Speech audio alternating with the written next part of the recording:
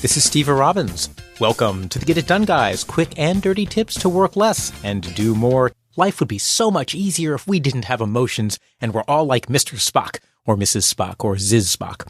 In my episode on writing emotional email, we explore how to write email so that it doesn't provoke them. Today, we're going to explore the other side, how to read email so it doesn't provoke you. As long as the internet discussion groups have been around, there have been trolls. In the stories, trolls live under bridges. They're hairy, loathsome creatures dripping foul-smelling goo. Their putrid breath causes small children to run away in horror, and the slimy remains of their last meal ooze down their Star Trek t-shirts. Wait, I'm describing real-life trolls. Yeah, real-life internet trolls are the people who believe it's their job in life to make people feel bad, to provoke them, and to get them angry. Some do it intentionally, and everyone knows that they're trolls. Others shave their back hair, they put on clothes from Banana Republic, and they pretend to be reasonable people. Until they put fingers to keyboard. Stever, I just got a message from Europa. She's insulting me. Bernice was verklempt. She showed me the message from Europa. Dear Bernice, I can't believe the job you did on the new sales brochure without even consulting me. I've never seen anything like it. The pictures, the words, the editorial. Let's just say it's obvious your first attempt at a brochure is clearly superior to anything I would have come up with. Sincerely, Europa. Wow, what a letter. Only I read it a little differently. Dear Bernice, I can't believe the job you did on the new sales brochure without even consulting me. I've never seen anything like it. The pictures, the words, the editorial. Let's just say it's obvious your first attempt at a brochure is clearly superior to anything I would have come up with. Sincerely, Europa. Same words, 180-degree opposite meaning. That's because emotion is transmitted through voice tone, while the words simply guide the interpretation of the emotion. When you're reading something online that gets you all steamed up, it's almost certainly because you're reading it in a nasty, attacking, or sarcastic voice tone. Instead, try reading it like a cartoon character. Or in a seductive tone of voice. Even very negative words can be read this way, and you won't have anywhere near the same reaction. You know you're totally wrong. Oh, you're just making stuff up. Your parents wear combat boots, and you're a duty head.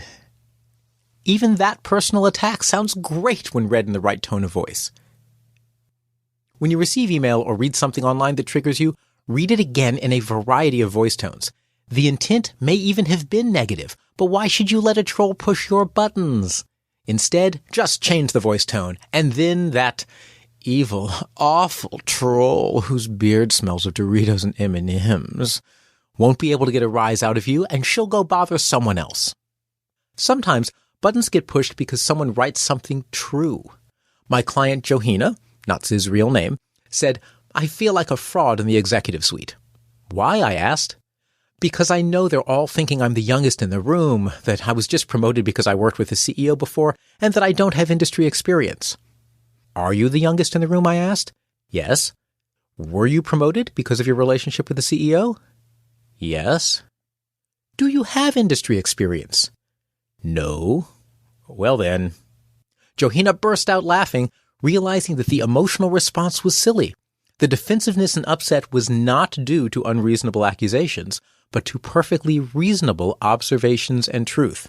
One of the problems with being human is that when we recognize unpleasant truths about ourselves, we get defensive, and we then project that defensiveness onto other people, but really, we just need to own it.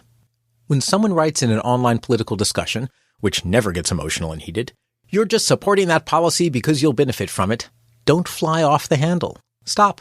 Take a deep breath. Read it in a new voice tone and ask yourself, is that true? You might discover that yes, you will benefit from it, and yes, that's why you support it. When you feel like someone's attacking you, hold your fire.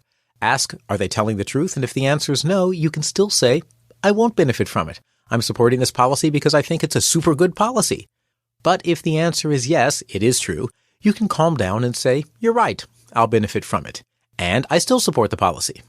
The more you run your relationships online, the more you risk ruining them unless you know how to write and read email without letting the emotion run amok. When you read something emotional, read it in several voice tones so you diffuse the emotional charge of reading it just once in a bad tone. And always consider that what seems like an insult may simply be someone telling the truth. If so, own it. They'll be happier, and so will you.